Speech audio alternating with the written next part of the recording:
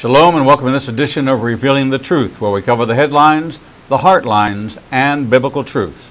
I'm your host, the Reverend Rabbi Eric Walker, and this morning we are visiting with Senator Tom Coburn, former United States Senator and author of Smashing the D.C. Monopoly, using Article 5 of the Constitution to restore freedom and stop runaway government from WND Books. Senator Coburn, welcome to the program. Thank you, Rabbi. Great to be with you. I cannot tell you how personally excited I am at this ray of hope of being able to tear down this career government, this partisanship, this cronyism, this, now we've called it a swamp, a stenching pool that is filled with multimillionaire career politicians who are not representing the interests of the citizens of the United States. And your book, Smashing the D.C. Monopoly, and your commitment to serve in this Convention of States project as a senior advisor, I think is one of, if possibly not the only hope we have in America of turning this ship outright. Well, I couldn't agree with you more. I left the Senate very frustrated. I left 2 years early, and I had told the majority leader if things didn't change, I was going to leave early. And I told him that 2 years before I actually left. And I had limited my terms, but I left before that because I have decided that we're not going to solve our problems in Washington. Having spent 6 years in the House and 10 years in the Senate, there is not the desire to make the hard choices that are necessary to preserve our republic. And the natural conflict of interest of a career politician is never do what's best when you can do what's great for your career. And so consequently, we don't have real leaders, or not very many of them, who are actually really willing to stand up and take an arrow to do the best right thing for our country. And, they're thinking about what's the best right thing for Republicans, or what's the best right thing for the next election, or what's the best right thing for the next month. But they're not thinking long term. And that's what our founders wanted the Senate to be. People who would think in the long term and wouldn't be responsive to just populist desire, and they could be controlled by the state legislature to make sure that they did not give away the power of the state legislature to the careerism and the central government. And of course, we've lost all that. We lost it through the 17th Amendment, and now we've lost it where 2/3 of the U.S. Senate's never had a real job and are career politicians. And you can actually see a very big difference between the senators who've actually had a big job and a real job, and the decision process they go through and the common sense versus the ones that stick their finger up in the wind and say, how do I get reelected? How am I going to win governorship when I leave here? How am I going to win my next Senate election? So the solution of Article 5 that our founders gave us knew we would need it. And the neat thing about it, it's big enough to solve the big problems that we have.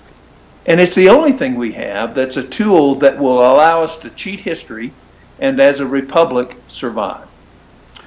You refer to Article 5 of the Constitution, and I believe strongly that the average American is woefully uninformed as to the content of the Constitution, as well as the intention of the Founding Fathers and the vision that they had that today, this day, in 2017 would come upon us. They saw it, they knew it, they knew that man's avarice and desire to promote their own personal agenda above the agenda they were committed to represent would override their decision making, and they would be swayed by special interests and financial influences.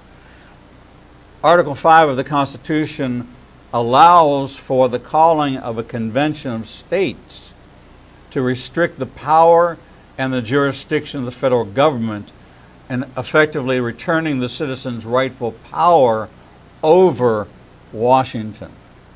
Correct. Correct. This is kind of, for some, they would think this is almost a revolt or a revolutionary effort or an uprising or the states wanting to overthrow the federal government. But in reality, that's not the definition at all, is it? No, the whole purpose behind the Article 5 movement and Convention of States is restorative. The whole purpose is to restore the balance of power between the three branches of the federal government, which are totally out of balance now, and restore the relationship between the states and the federal government, and most importantly, restore the power of the people. For the last 40 years, the government's been telling the American people what they will do, rather than the American people telling their government what they want done. And we're totally in reverse. And we've also established this fourth branch of government called the bureaucracy, where 60% of every state's funds are now directed by unelected bureaucrats in terms of how we have to spend our money, where we have to spend our money, and what requirements will come up, none of which was ever voted on by a member of Congress or a senator, none of which was ever approved by the people, but yet we have this fourth branch of government that's now ruling us, and we last year had 100,000 pages of new laws known as regulations coming out of those bureaucracies. And when you ask yourself why we're not growing at 3 or 4%, it's very easy to understand that. The fact is the United States is now 17th in the world in terms of economic freedom. And if you break that out and study that, the reason that we're 17th is because of this bureaucracy that inhibits, limits, and disenfranchises people in terms of their pursuit of economic freedom. You write in the jacket of the book, George Washington, James Madison, and Thomas Jefferson would consider it irresponsible for Americans not to use their constitutional tools to counter a self-serving Leviathan federal government. The Founding Fathers would consider it irresponsible for the citizens to just roll over and let this top-heavy, closed, private, discriminatory group of self-serving leaders dictate to Birmingham, Alabama, what their curriculum should be, or what the definition of marriage should be, or all of those things that have changed over the last 40 and 50 years of prayer being taken out of school, and same-sex marriage, the definition of marriage, abortion, a number of the major issues which have become partisan issues are actually matters that, like education, were under the purview of the state because the state was more aware of the needs of its constituents based on their economy and based on the needs of that community. When we established a federal Department of Education, we removed the state's rights to educate based on the needs of the constituents of that state. You know, very interesting to me, Thomas Jefferson, who was really the father of higher education in America, struggled to get the University of Virginia. When asked why he didn't ask for support from the federal government, he chastised the young man that asked him the question, have you not read the Constitution? That if in fact the federal government were to be involved in education, it would require an amendment to the United States Constitution. So what we've had is, since the Department of Education was established, we've spent $3.7 trillion. There's not one parameter in education of our children that's better, and about 80% of them are worse. And so we can see that both in education and in healthcare, where the government has been involved, efficiency declines, outcomes worsen, and the accomplishment of our children in terms of knowledge of our history is gone. Pew Research states that less than 4% of millennials can name the 3 branches of the federal government. That ought to scare us to death. Because if you don't understand our republic, and the millennials never have seen America at its greatest. So if you don't know the history and you don't know how the government functions and you don't see America achieving great things in your perspective, what you're going to do is not value it. And so we have this 85 million young Americans who have no appreciation or very little appreciation for the sacrifices made to give them the opportunity to have, that their education's been totally biased to principles away from those of the founding fathers and made us successful to begin with, and away from a Judeo-Christian ethic that says, there is a right and wrong, there is morality, there are mores, and they need to be paid attention to rather than cast aside and do whatever feels good. So we have a lot of work to do in our country, but the first thing we have to do is establish an Article 5 Amendments Convention to actually restore the intent of our founders. I'd make one last point with you, Rabbi. Our founders never intended for the federal government to be in the control of the things it's in control of, the size it intended to be. And they felt all the power ought to reside in the states, except for that of running the federal government in its limited roles, defending the country and carrying out foreign policy. And what we've seen is anything but that, especially since 1931. It clearly states that the role of the federal government is to ensure the domestic tranquility, to provide for the common defense, and our right to life, liberty, and the pursuit of happiness. When we look at Washington today, we see a very clear partisan divide of not even paying any attention to the details or to the needs, but just to the fact that we are not for something, we don't have something to put on the table, but we are going to be an impediment to anything that someone else that's not a member of our party puts on the table. And Washington has become absolutely ineffective in governing to the needs of even an elite part of the population. It serves its own needs and its own needs first, and it's become its own living organism.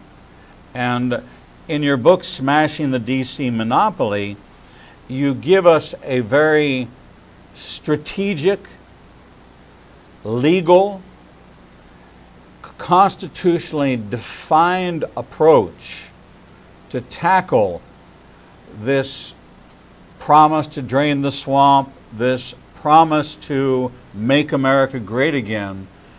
This is really the only way that any of that could be affected or impacted, is if, according to Article 5, the states came into agreement that they wanted a convention of the states to take up the voice and to bring forth a reassignment, a realignment of the government back to its original design, where the state had control over specific areas and the federal government's role was diminished to what it was intended and defined to be based on our foundation.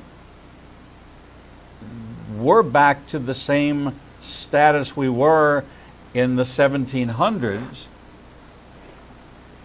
England has just become Washington, and the king has just become the president. And we're still taxation without representation. We're still government for the sake of government. And has anything really fundamentally changed since our Declaration of Independence? Have we now today gone back to what it was we were fighting against? Have we become what we fought against? Well, I think there's no question the regression in liberties applied to the average American is measurable. The problem is it's happened slowly. The problem is we've shifted power from our state legislatures to our federal legislature. I've represented almost 4 million people from Oklahoma. Very few of those people could actually sit down and have a conversation with me. And our founders never intended that to be the case. What they wanted was the decisions made in the states. They wanted, their description is a limited federal government, and those things that were not specific for the federal government were all reserved for the states. So we don't have that. So we have a combination of loss of liberty. We have this factionalization that you talked about, the partisanship, but we don't just have it in Washington. We have the partisanship and the factionalization all across our country today because the decisions have been made in Washington rather than been made at the state level. If the power to make decisions is restored to the state level, then what you'll have is less factionalization because you have more agreement in each state usually than on one side of the issue versus the other. So the things that divide us as a nation, whether it be a social issue or fiscal issues or government issues, if you're deciding those at the state level, you have minimalized the opportunity for factionalization. And when you have factionalization, people don't care about the truth anymore. They just care about their side. And that's what you're seeing about in Washington. You're not talking about truth. You're not talking about principle. You're not talking about character. What you're talking about is my position and how do I enforce it, regardless of the constructs of which it was built upon. So what we need is we need less decision making in Washington and more decision making in the states. And the way we do that through an Article 5 convention is to limit the power and scope of the federal government. And the way you do that is to limit the definition of the Commerce Clause, which is what the federal government uses to reach in and tell states what to do in every area. And if you reverse that one thing, what you will do is markedly limit the ability of the federal government to have authority in the states and allow the states to then extend their rightful authority and their rightful freedom to make decisions for their citizens. In your book, Smashing the D.C. Monopoly, you lay out a very clear path of understanding of the problem, educating us on the provisions of the Constitution to resolve or address the problem, and how then to become a part of this solution.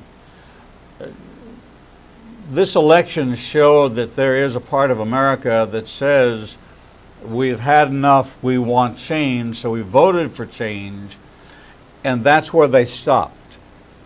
They stopped at that point thinking that the solution was the election and that putting in Donald Trump as president, having a Republican-controlled Senate and House would change Washington, and that was part of the promise and the hope.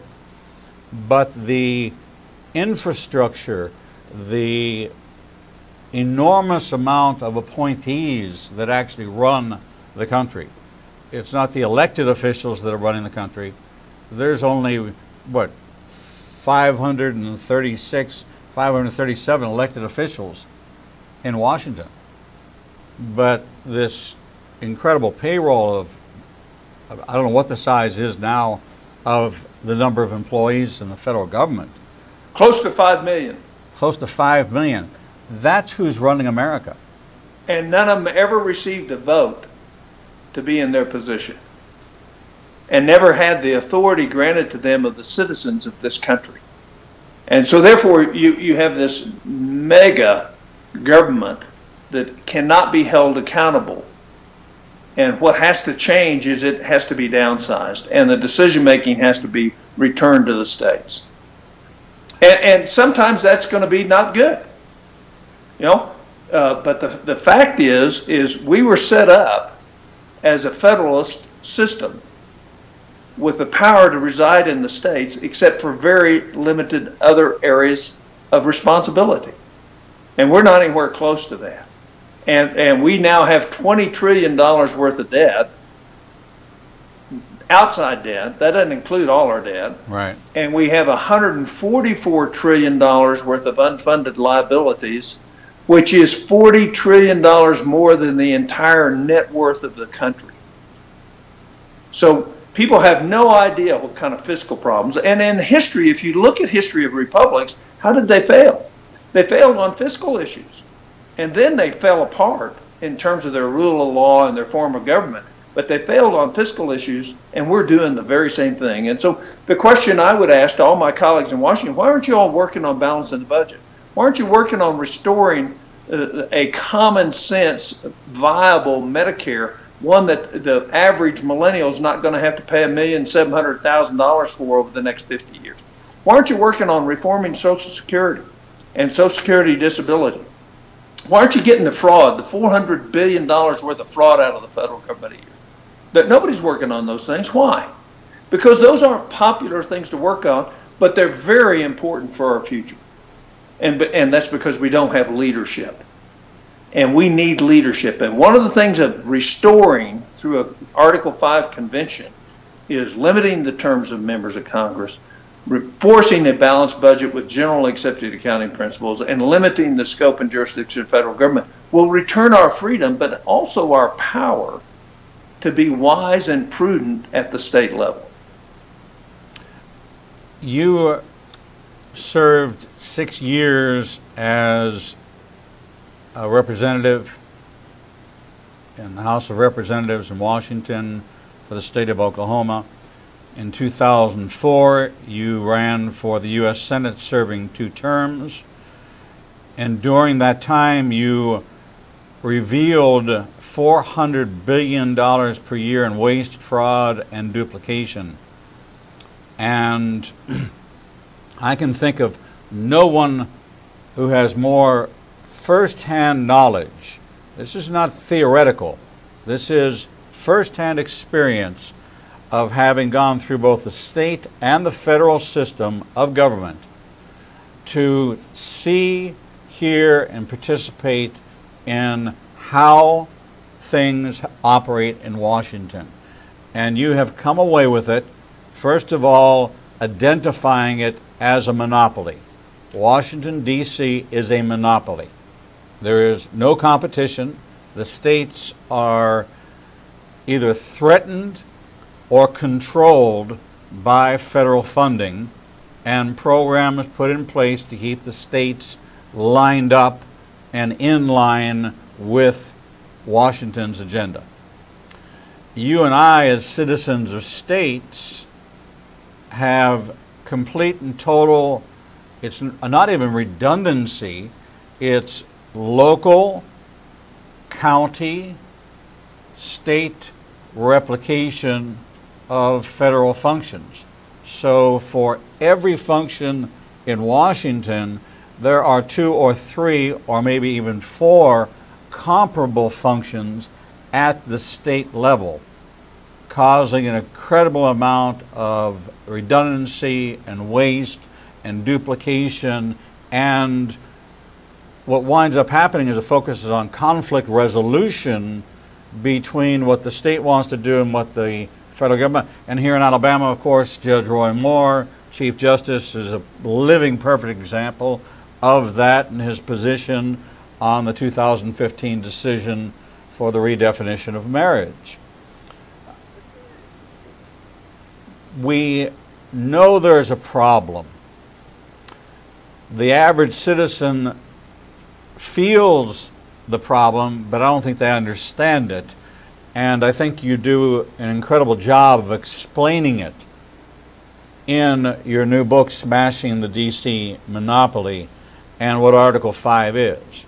When I first heard about the Convention of States, I thought it was something that I recalled briefly that it was in the Constitution, but really didn't have a concept of how it would operate and function. how it could be organized and effectively implemented without it be considered a revolution or a revolt, a coup of some sort. But you recently had a gathering of how many thousands were in attendance this past couple of weekends ago? Oh, I don't know. There were thousands, though. Thousands, representing all the states, and Right. currently of, I believe you need, what, 2/3, or I'm sorry, 3/4 of the states to ratify an Article 5 action. No, you need two-thirds of the states to call an amendments convention. Okay. And anything that would come out of that would be a recommendation to the states, which, like any other amendment to the Constitution, would require 3/4 of the states. So we're at 12 states now. I suspect we're going to get 10 to 12 more next year. That'll put us at 22, 24. And then it's just a matter of time as we build. And as more people learn about this, Rabbi, it's really interesting that they kind of have a sigh of relief. There is something I can do. I can become active at my state level to make sure this resolution goes through so that we can actually tame the federal government and restore the power that is rightfully to the states and limit the further damage that the federal government's doing to our country. It's so interesting that we are to be a government of the people, by the people, and for the people. And the report that just came out the other day was that the average net worth of a United States senator is $9 million. The pay of a senator is $170,000. So how do you go from a $170,000 a year salary to become a $9 million net worth? And that's because of all the other things that they have, insight and things that are not regulated, whether it be insider tips that they're not excluded from, information that they're granted exclusive access to. And this too is an abuse of power in serving the interests of the individual who was put there to serve the interests of the state. So we have a problem that would, in corporate America, would be corruption. In our federal system, it's a corruption of both the letter and the intention of the Constitution. So for people to become educated, and we see that there is this distraction that's going on with the media, looking at Russia, looking at emails, looking at all these other issues, and for 6 months now, any effective legislation has been held up because of this incredible distraction that's going on, and people are frustrated. I believe that you have an answer to their frustration, that there actually is something that they can do. There is a call to action at the state level that they can get involved in to help establish and call for a convention of states so that the Constitution is put back into as the rule of law. Well, first of all, the polling shows that most of Americans think Washington's sick. And it's not most, it's a large majority. It's near 90%. Mm-hmm. So when you have that kind of lack of confidence, what you know is people know things aren't right. And so the question is how do you fix it? What's the solution? I left the U.S. Senate because I didn't see a solution there, but I left it to work on Article 5 because I see it as the only solution that we have to restore our future and restore the limited government that was intended to govern us. And so I'm hopeful. And when I sit down and talk with individuals who've never heard of Article 5, all of a sudden a smile comes on their face. You mean there's a way I can actually be participating in fixing what's wrong? And so the nice thing is we have 2.2 million people right now supporting what we're doing. Every month, we have that many volunteers. We're trying to grow that to 8-10 million volunteers, because the way we get this done is through a true grassroots organization where individuals are involved, talking to their state legislators. And that was what our founders intended. They knew the best place to govern was the closest to the people. And that's where you can have the most responsive government. So the hope is that we'll ignite kind of brush fires of freedom, as our friend Sam Adams said. Wasn't Sam Adams, it was, I can't remember who it was. But anyhow, reignite these brush fires of freedom and people get involved and hold their state legislators accountable. Let's fix this. Let's return the power to us. Let's make the decisions at home. And once we do that, what we're going to find is a booming economy again. We're going to find our freedom restored. We're going to have less interference in state issues by federal agencies, which raise the cost. One example I would just give you. We did a little study in Oklahoma that if you used all Oklahoma funds and none of the money we sent to the Highway Transportation Fund to build a highway, we can build it for 1/3 less. Just because of the regulations coming out of the Department of Transportation in Washington. So if every highway could be built for 1/3 less, guess what? We can build 50% more highways if we didn't have the federal government's nose in it.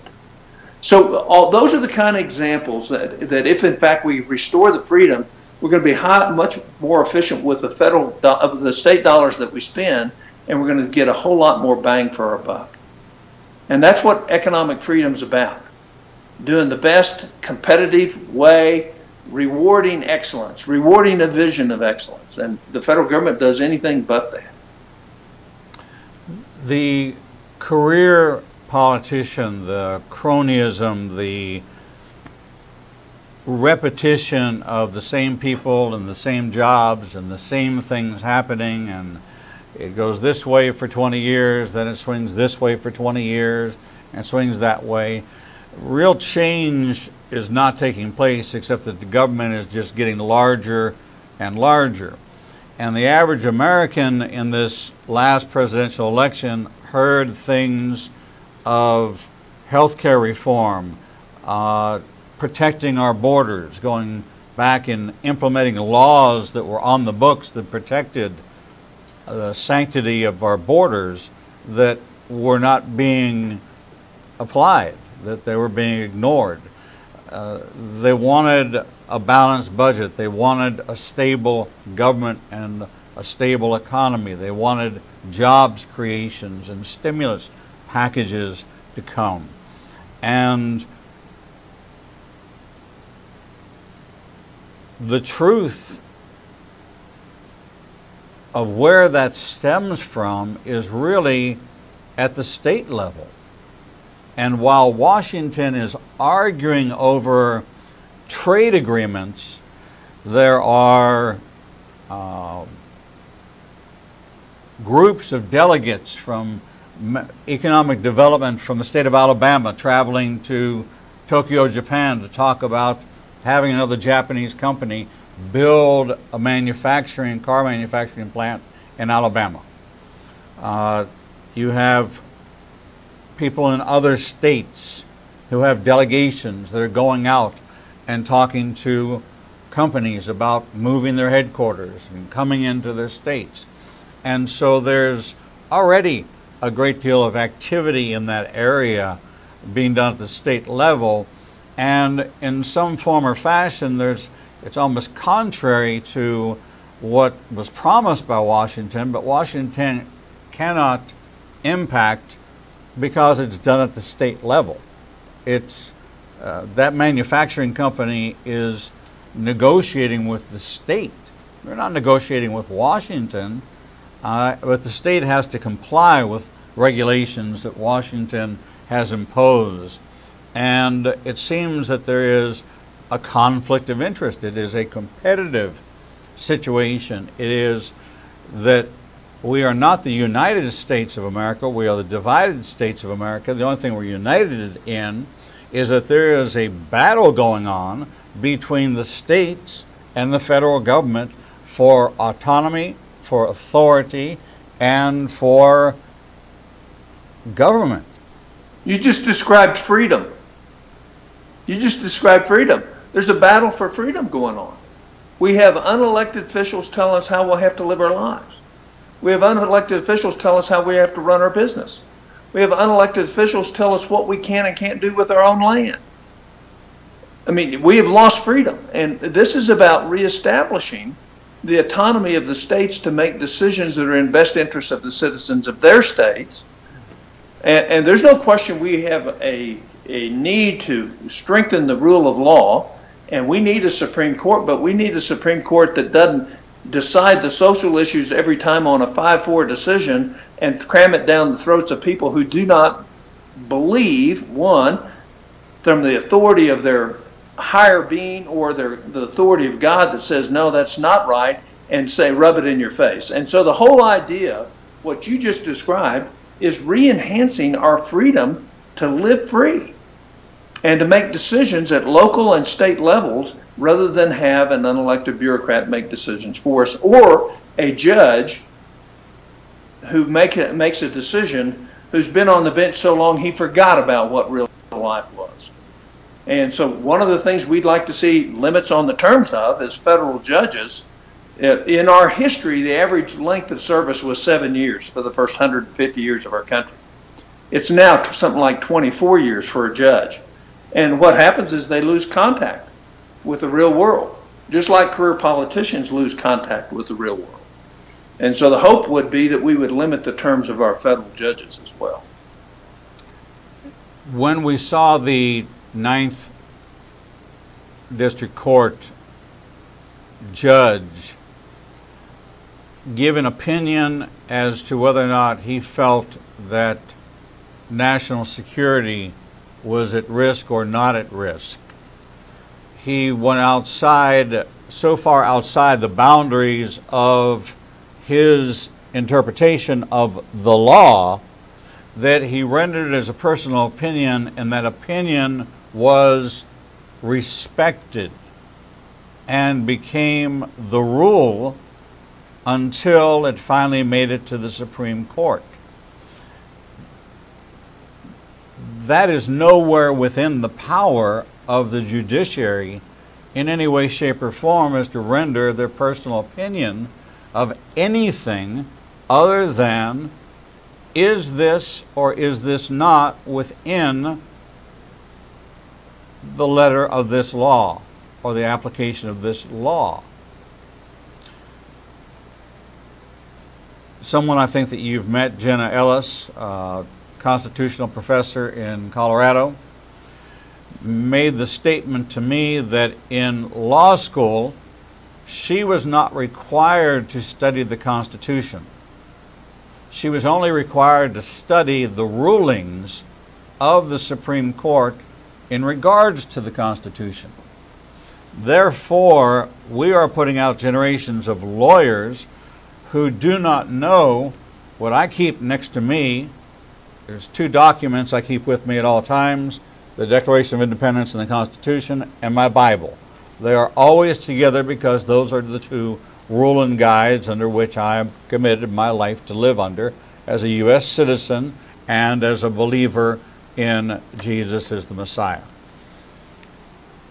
To think that we have people who are going to be appointed as federal judges that do not know the limitations of their powers or even the definition of their power as defined by the very document in which they are placed and appointed to rule upon is nothing less than scary.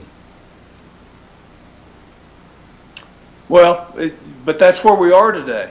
And you mentioned the Ninth Circuit. About 85% of their opinions are reversed by the Supreme Court. So it's not just that one judge. Right. It's the vast majority of the judges in the Ninth Circuit that are clueless as to what our founders' intent was. They don't believe in the original document. They believe in this 82-pound annotated Constitution that has been totally distorted the intent and purposes of our founders. And so you're going to get that. And that's all the more reason to have a convention of states that says, wait a minute, if we're going to appoint a judge, why are we appointing a judge? The Congress has the power in the Constitution to change the amount of time that they can be appointed.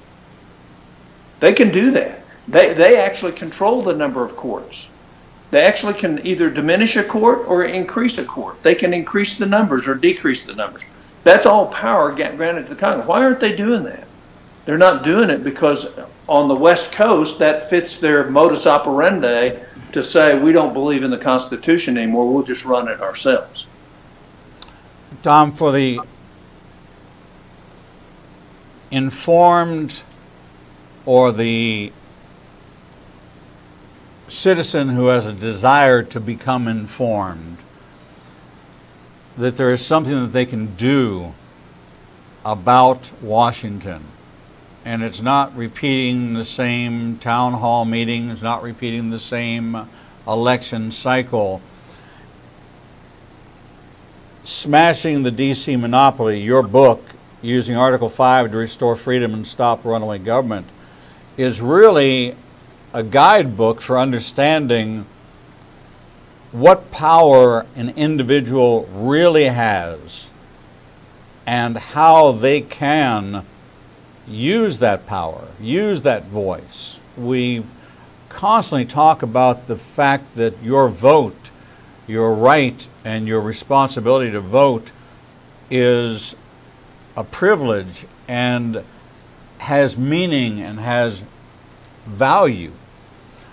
But when we look at these elections, we see that, well, one vote didn't, well, but it's not the one vote, it's the compounding of the one vote. And your book brings forth the foundation for understanding, first of all, what's going on, why it's going on, and then a call to action to do something about it. And why it's safe, why our founders put it there. They knew we would be here. You know, I'd like for your listeners to do two things. One, I wrote that book to make sure people were informed about what our founders gave us as a tool to fix our federal government. But number two is they can go to conventionofstates.com and they can find all they want to find out, frequently ask questions and the answers to it, and then you can be involved. Here's the thing that your listeners shouldn't do. They shouldn't complain anymore unless they're going to be active in a convention of states action, because you do have a way to fix it. You don't have to be disgusted anymore with Washington. You can actually redouble your efforts to be an active citizen and make sure this happens by being involved in conventions of states. All the proceeds from this book go to no individual. There was no prepayment for it. Everything that's made off this book goes to convention of states to try to save our country, restore our Constitution, and restore the freedom that is truly ours. Well, I can't say enough about how informative this is. You know, your career as a medical doctor, as a state representative, as a senator, as one who has an unwavering commitment for restoring the America that our founders envisioned, and using the right way, the established way, the way they defined. When we reach this point, we're at that boiling point, that tipping point. When you reach that point, this is how you are to approach it, and this is how you are to fix it. So for the average American out there, I believe they have had enough. They've said, we've had enough. We're behind draining the swamp, taking and reducing the size of government.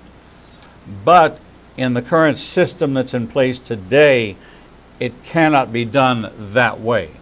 This way is the way that the framers of the Constitution, the Founding Fathers, defined, was the way that when we got to the point when we became frustrated, when 90% of Americans were frustrated with government, when they were fed up with corruption, when they were fed up with cronyism, when they were fed up with career politicians who were lining their pockets and serving their own agendas.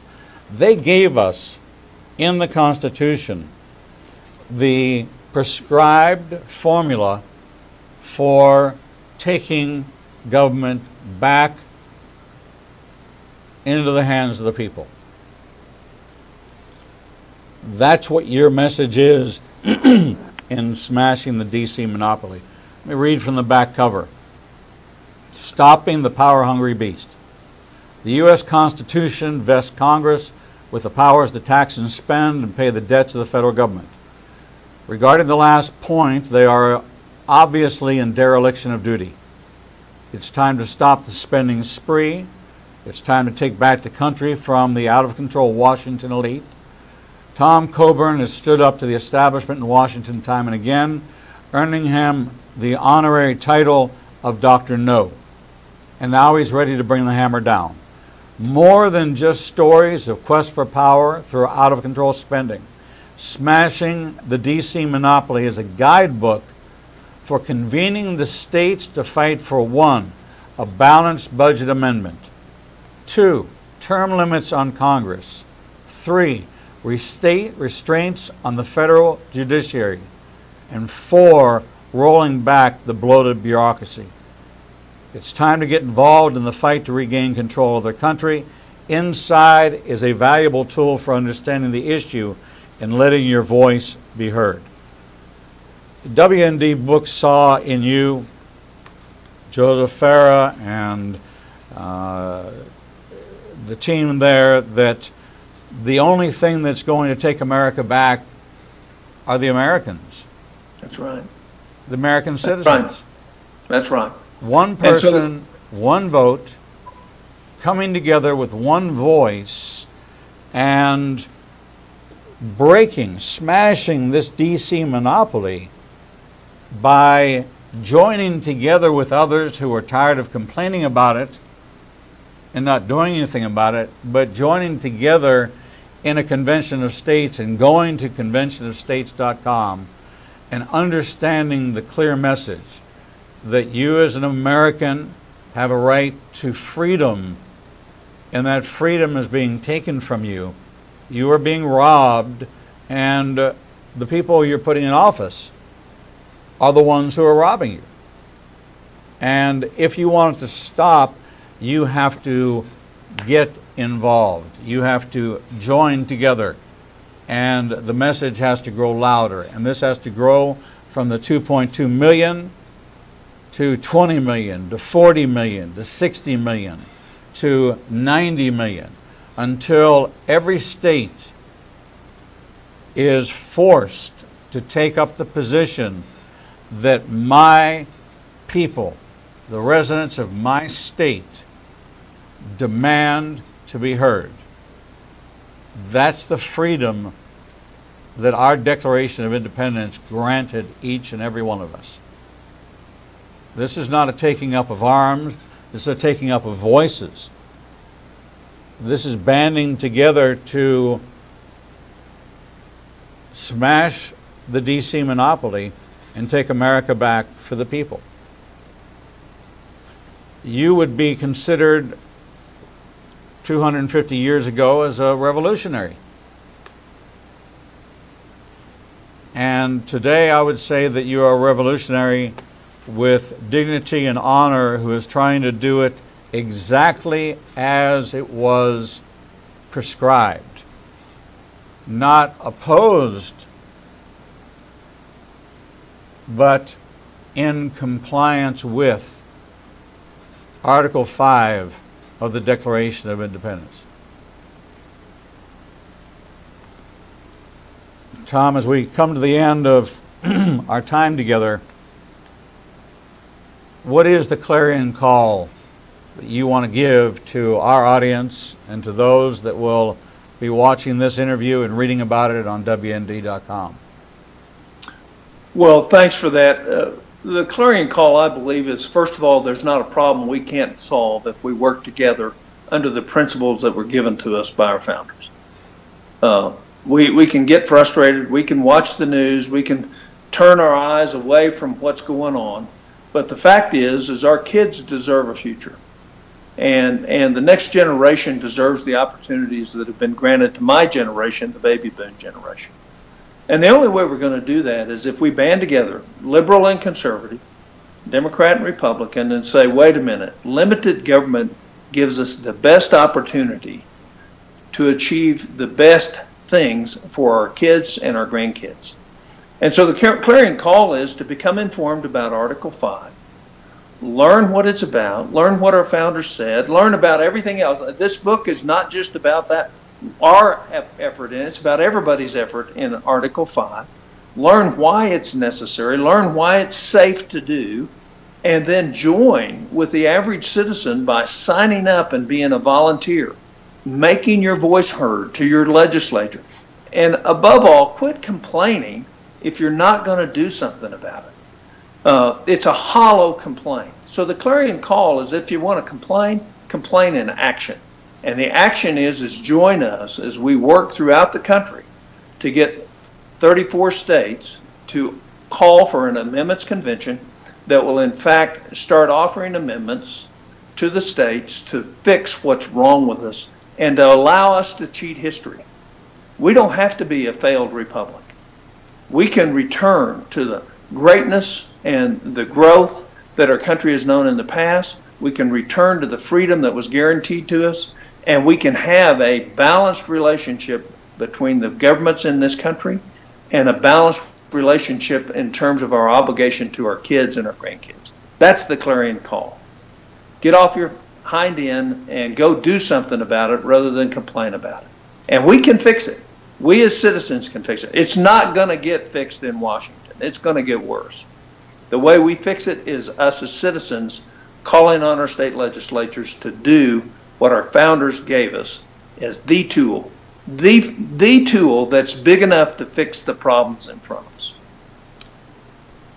So the call is, one, get the book, Smashing the D.C. Monopoly, using Article 5 to restore freedom and stop runaway government, to understand the scope of the problem, to understand why this is a right granted under the Constitution. This is not a subversive action. This is not a terroristic organization. This is not a cult. This is not an overthrow of the government. This is actually in compliance with exactly what the Constitution says to do when you reach this point. You have covered it eloquently, and I encourage everyone to go to the WND Superstore, get a copy of Smashing the D.C. Monopoly, using Article 5 to restore freedom and stop runaway government by Tom Coburn, and to go to conventionofstates.com and look at every question and give you a tremendous amount of education about the country you live in and what you as an individual can do about it. And silence and the days of silence are gone. If we're going to restore America, it's our responsibility as the citizens to do our part and not pass the buck, because it's our buck and 4 other bucks that don't even exist that are being passed along. It's time to take America back to be by the people, for the people, of the people, and to restore freedom to the Republic by allowing us the self-governance that we fought the revolution for. Tom Coburn, thank you. Thank you, Rabbi. Pleasure to be with you. Thank you for sharing this with us. Again, Smashing the D.C. Monopoly, Dr. Tom Coburn, former United States Senator. We stand with you. As you know, the state of Alabama stands with you, and many here support this convention of states, and every conservative talk show host that I know, myself included, stand alongside you and this convention of states to take America back. Tom Coburn, thank you for being with us here on Revealing the Truth. Thank you. God bless. And we thank you, our audience, and ask you to stay tuned. We're going to take a short break, and when we come back, we'll bring you the next edition of Revealing the Truth.